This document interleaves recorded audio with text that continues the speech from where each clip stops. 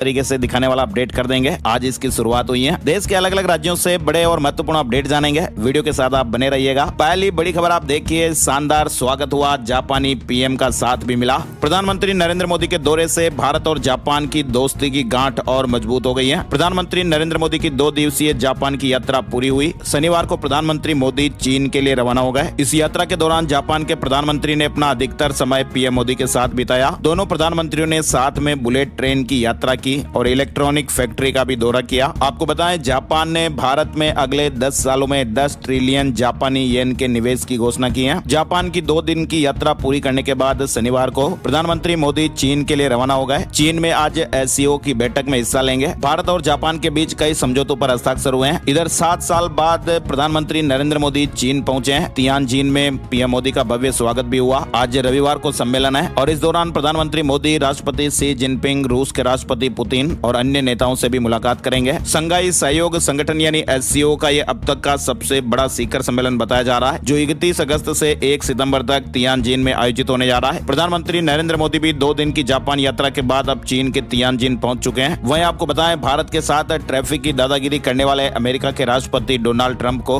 ये बहुत ही चुभने वाला है, क्योंकि एक वक्त ऐसा भी आएगा जब पीएम मोदी, चीन के राष्ट्रपति शी जिनपिंग और रूस के राष्ट्रपति पुतिन एक साथ होंगे और भारत की कूटनीतिक ताकत अमेरिकी राष्ट्रपति डोनाल्ड ट्रंप को भारी पड़ सकती है। इस ताकत का असर आंकड़ों में, विजन में और समझौतों में जापान से लेकर चीन तक साफ साफ दिख रहा है। इधर आपको बताएं, प्रधानमंत्री नरेंद्र मोदी और यूक्रेन के राष्ट्रपति व्लादिमीर जेलेंस्की के बीच शनिवार को फोन पर बातचीत हुई। पीएम मोदी ने यूक्रेन संघर्ष के शीघ्र शांतिपूर्ण समाधान के लिए भारत के समर्थन को दोहराया है। मोदी ने जेलेंस्की के साथ द्विपक्षीय संबंधों पर भी चर्चा की और सहयोग बढ़ाने पर जोर दिया। यानी आज पुतिन से मुलाकात होगी। इससे पहले जेलेंस्की ने प्रधानमंत्री नरेंद्र मोदी से फोन पर बातचीत की। रूस यूक्रेन युद्ध पर भी बात हुई है। इधर आप देखिए, न्यूयॉर्क टाइम्स की एक रिपोर्ट आई है जिसके मुताबिक बताया जा रहा है कि अमेरिकी राष्ट्रपति डोनाल्ड ट्रंप की भारत यात्रा रद्द हो गई है। क्वाड शिखर सम्मेलन में डोनाल्ड ट्रंप भारत नहीं आएंगे। वहीं एक और बड़ी खबर आ रही है। न्यूयॉर्क टाइम्स की रिपोर्ट के मुताबिक भारत और अमेरिका के बीच तनाव की जो असली वजह है वो डोनाल्ड ट्रंप की नोबेल प्राइज की ख्वाहिश है। न्यूयॉर्क टाइम्स की रिपोर्ट के मुताबिक बताया गया कि ट्रंप ने 17 जून को पीएम मोदी से फोन पर बातचीत की थी और इस दौरान ट्रंप ने कहा था कि उन्हें भारत पाकिस्तान के बीच सीज फायर कराने पर कितना गर्व है। इसके बाद ट्रंप ने मोदी से कहा था कि पाकिस्तान उन्हें नोबेल पुरस्कार के लिए नॉमिनेट करने वाला है। ट्रंप ने इशारों में भारत से भी ऐसा करने को कहा, लेकिन मोदी इससे नाराज हो गए थे। मोदी ने ट्रंप से साफ कह दिया कि भारत पाक के बीच हुए सीज फायर से अमेरिका का कोई लेना देना नहीं है। ये भारत और पाकिस्तान के बीच सीधे तौर पर हुआ है। अखबार ने इस तरह की बातें छापी और लिखी हैं। चलिए बड़ी खबर की ओर देखते हैं। जीएसटी रिफॉर्म पर 8 राज्य टांग अड़ा सकते हैं। आपको बताएं, 3 और 4 सितंबर को होने वाली जीएसटी काउंसिल की मीटिंग नई दिल्ली में आयोजित होने जा रही है, जिसमें जीएसटी रिफॉर्म को लेकर फैसला होगा। आपको बताएं, इस मीटिंग में हिमाचल प्रदेश, झारखंड, कर्नाटक, केरल, पंजाब, तमिलनाडु, तेलंगाना और पश्चिम बंगाल के वित्त मंत्रियों ने अपने अपने प्रस्ताव पेश करने का फैसला किया है। जीएसटी रिफॉर्म पर अभी सिर्फ ऐलान भर हुआ है। 3 और 4 सितंबर को होने वाली मीटिंग में बड़ा फैसला लिया जाएगा और ये बात तो आपको मालूम ही है कि जीएसटी रिफॉर्म का जो ऐलान है वो प्रधानमंत्री नरेंद्र मोदी ने किया है। तो ऐसे में जाहिर सी बात है कि काउंसिल की मीटिंग में इसे हरी झंडी मिलना तो तय है। लेकिन मीडिया रिपोर्ट्स और खबरों में बताया जा रहा है कि देश के विपक्ष के 8 राज्य ऐसे हैं जो अपनी टांग अड़ा सकते हैं। साथ ही जीएसटी काउंसिल की मीटिंग में अपनी डिमांड भी सामने रख सकते हैं। वास्तव में विपक्ष शासित राज्यों का यह कहना है कि केंद्र के जीएसटी दर में बदलाव के प्रस्ताव से लगभग 1.5 से 2 लाख करोड़ रुपए तक के रेवेन्यू का नुकसान हो सकता है। ऐसे में इन राज्यों ने केंद्र से खुद को होने वाले नुकसान की भरपाई करने की मांग की है। तेलंगाना के डिप्टी सीएम भट्टी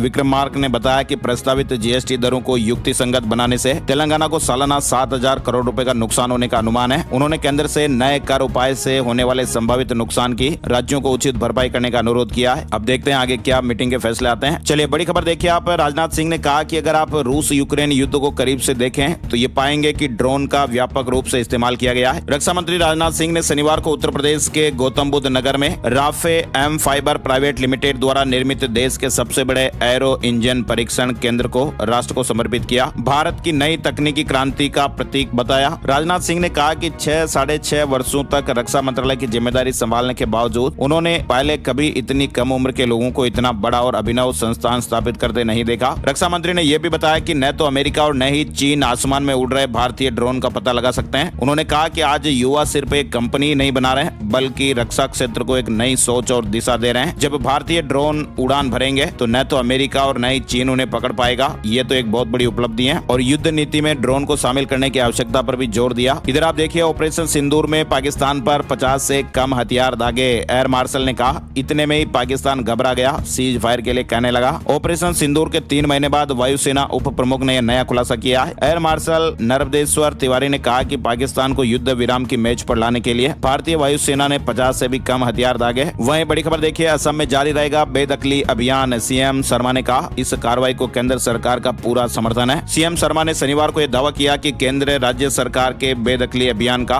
पूरी तरह से समर्थन करता है, जो पिछले दिन केंद्रीय गृह मंत्री अमित शाह के भाषण से भी स्पष्ट था। अमित शाह ने यह स्पष्ट किया था कि असम और पूरे देश को अवैध घुसपैठियों से मुक्त कराया जाएगा। साथ ही बड़ी खबर देखिए, वोट अधिकार यात्रा से जुड़ी हुई, राहुल गांधी के सामने मोदी जिंदाबाद के नारे लगे। बिहार में राहुल गांधी की वोटर अधिकार यात्रा का शनिवार को 14वां दिन रहा। भोजपुर में यात्रा के दौरान बीजेपी कार्यकर्ताओं ने राहुल गांधी को काले झंडे दिखाए, नरेंद्र मोदी जिंदाबाद के नारे लगाए। राहुल गांधी विरोध कर रहे लोगों को फ्लाइंग किस देते हुए आगे निकल गए। शनिवार को आरा के वीर कुंवर सिंह स्टेडियम में जनसभा भी हुई। बिहार में महागठबंधन की वोटर अधिकार यात्रा शनिवार को आरा पहुंची, जिसमें तेजस्वी यादव, राहुल गांधी और अखिलेश यादव ने शक्ति प्रदर्शन किया। 14 दिनों की इस यात्रा ने बिहार के 24 जिलों और 50 विधानसभा क्षेत्रों में करीब 1300 किलोमीटर की दूरी तय कर ली है। विपक्ष ने मोदी सरकार पर वोटर लिस्ट से नाम हटाने का आरोप लगाया है और लोकतंत्र को बचाने का आह्वान किया है। चलिए बड़ी खबर देखिए, गुजरात में उठा वोट चोरी का मुद्दा। कांग्रेस ने कहा यहाँ भी मतदाता सूचियों में भारी गड़बड़ी है। केंद्रीय मंत्री पाटिल के क्षेत्र में एक सीट पर 30,000 फर्जी मतदाता होने का दावा किया जा रहा है। कांग्रेस गुजरात की सभी 182 विधानसभा सीटों की मतदाता सूचियों की जांच करेगी। कांग्रेस के वरिष्ठ नेता राहुल गांधी की तरह ही गुजरात कांग्रेस अध्यक्ष अमित चावड़ा ने भी बीजेपी पर राज्य में वोट चोरी तथा मतदाता सूची में भारी गड़बड़ी के आरोप लगाए हैं। वहीं बड़ी खबर आप देखिए, बिहार में मतदाता सूची के SIR पर काम चल रहा है। विपक्षी पार्टियों कांग्रेस और RJD लगातार इसका विरोध भी कर रहे हैं और इसके खिलाफ वोटर अधिकार यात्रा भी निकाली जा रही है। अब चुनाव आयोग ने शनिवार को जानकारी दी और बताया कि उसे बिहार में मतदाता सूची के विशेष गहन पुनरीक्षण का काम अभी चल रहा है और करीब 1,98,000 व्यक्तियों ने मतदाता सूची से नाम हटाने के लिए आवेदन किया है। दूसरी ओर नाम शामिल करने के लिए लगभग 30,000 आवेदन प्राप्त हुए हैं। मसौदा मतदाता सूची 1 अगस्त को प्रकाशित की गई थी और 1 सितंबर तक व्यक्तियों और राजनीतिक दलों द्वारा दावों और आपत्तियों के लिए खुली हुई है। 30 सितंबर को मतदाता सूची प्रकाशित की जाएगी। चलिए बड़ी खबर आप देखिए, संसद में लगेंगे पूरी रथ यात्रा के 3 पहिए। जी हाँ, परिसर में संस्कृति से जुड़ा दूसरा प्रतीक होगा।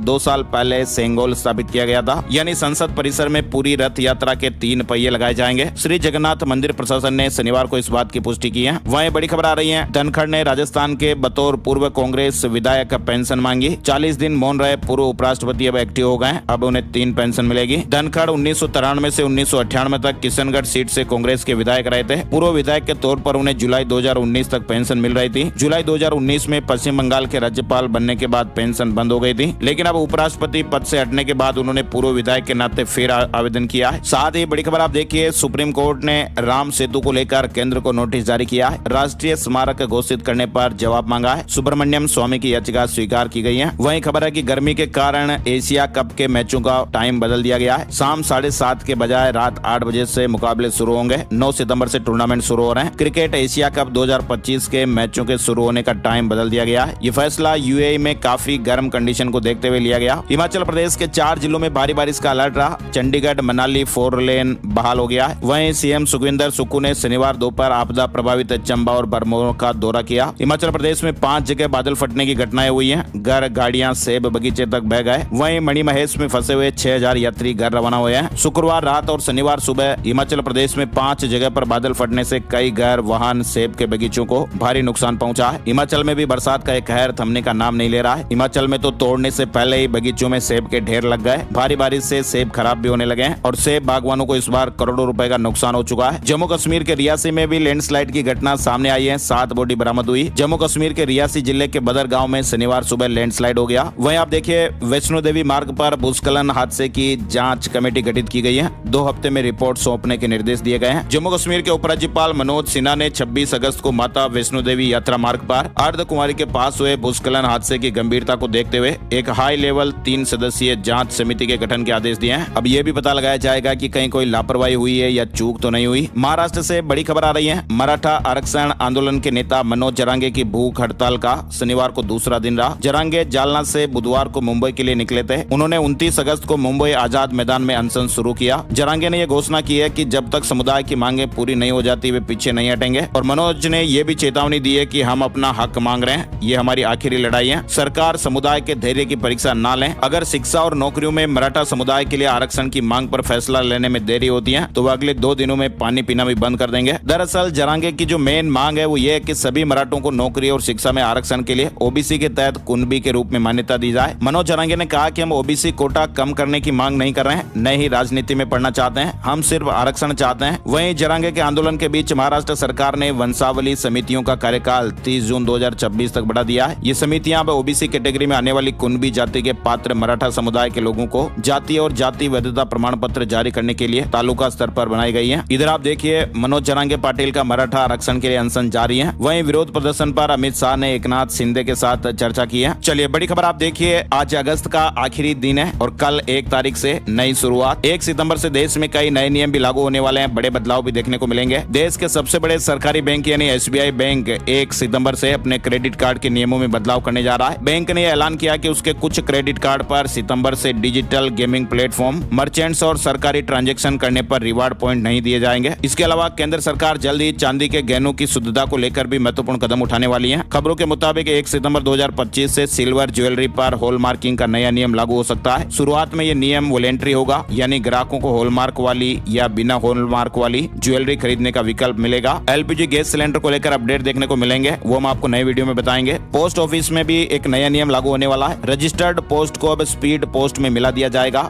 ये नया नियम 1 सितंबर 2025 से लागू हो सकता है। 1 सितंबर 2025 से लागू होने वाले नए नियम एक नए वीडियो में हम आपको कंप्लीट अपडेट देने वाले हैं, तो आज ही ये वीडियो आ जाएगा, आप जरूर देखिएगा। इधर आप देखिए आईडीबीआई बैंक स्ट्राइक पर सरकार ने रुख साफ कर दिया है। डीएफएस ने कहा कि अब प्राइवेट सेक्टर बैंक है आईडीबीआई, और ऐसे में आईडीबीआई बोर्ड ये फैसला लेगा। आईडीबीआई बैंक कर्मचारियों ने बैंक के प्राइवेटाइजेशन के खिलाफ हड़ताल की। यूनियन ने इसे संसद में दिए वादे के खिलाफ बताया, और ऐसे में सरकार की ओर से डीएफएस ने जवाब दिया कि आईडीबीआई प्राइवेट बैंक है और कर्मचारियों से जुड़े फैसले बैंक बोर्ड ही लेगा। गुजरात में भारी बारिश का ऑरेंज अलर्ट जारी हुआ है। मछुआरों को समुद्र से दूर रहने की सलाह दी गई है। दरअसल गुजरात में मानसून एक बार फिर एक्टिव हो गया है। मौसम विभाग ने अगले 7 दिनों तक राज्य के कई हिस्सों में हल्की से मध्यम बारिश की चेतावनी जारी की है। वहीं गुजरात के कुछ जिलों में भारी बरसात की संभावना को दोस्तों, मेरे इस चैनल को लाइक और सब्सक्राइब जरूर करिएगा।